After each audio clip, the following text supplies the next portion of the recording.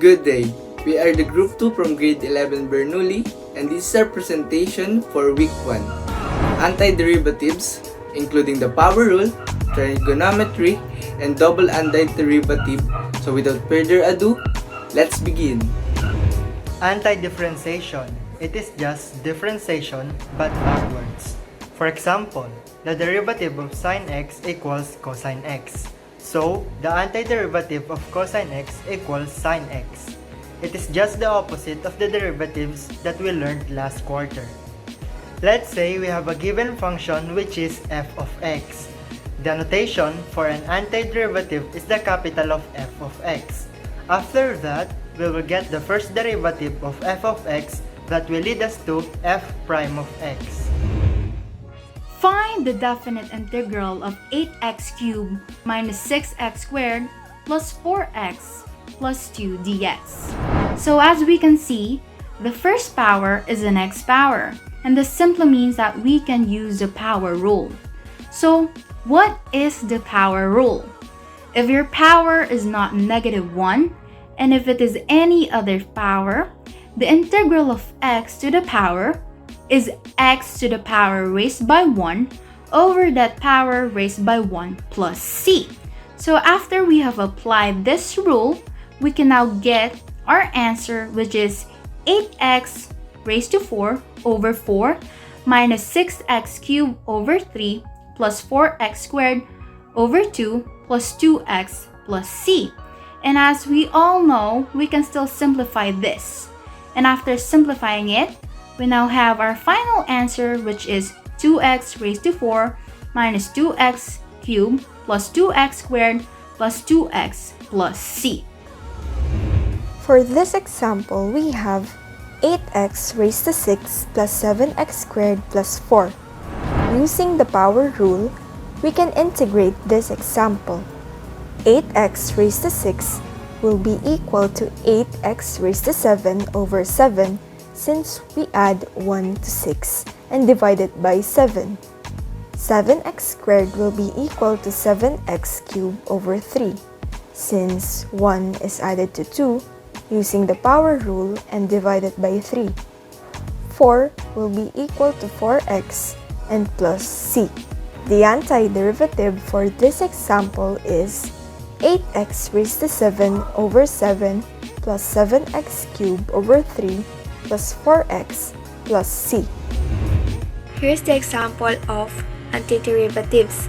Y prime is equals to 2x cubed plus 5x. First, get the antiderivative of the first term. You just need to add 1 to the exponent and then copy the exponent and make it denominator. And then this will give us 2x raised to 3 plus 1 all over 3 plus 1. Next, just to repeat the step you did in the first term to the second term. You will get the antiderivative of 5x raised to 1 plus 1 all over 1 plus 1. Then perform the operation in the exponent and the denominator. And this will give us 2x to the fourth all over 4 plus 5x squared all over 2. Since 2 is a factor of 4, we will simplify that and then we will get the final answer of x to the fourth all over 2 plus 5x squared all over 2 plus c. And that's the answer. Now I will give an example of an antiderivative involving trigonometry. Okay, let's evaluate this problem. The integral of 2 secant squared x minus cosine x secant x dx. We should take note about the linearity of integration in the problem. So the standard integral of secant squared x dx is tangent x. And then we shall do the same in the integral of cosine x secant x dx. And to simplify the expression, we will be using the constant rule, giving us the integral of 1 dx or x. And basing on what we have solved, our answer will be 2 tangent x minus x or 2 tangent x minus x plus c. Double antiderivative. Example. Given f double prime of x equals 36x squared minus 12x plus 4. F prime of 1 is equal to 4. F of 1 is equal to 2. Find f of x. we first need to find the antiderivative of the given function to get the f prime of x.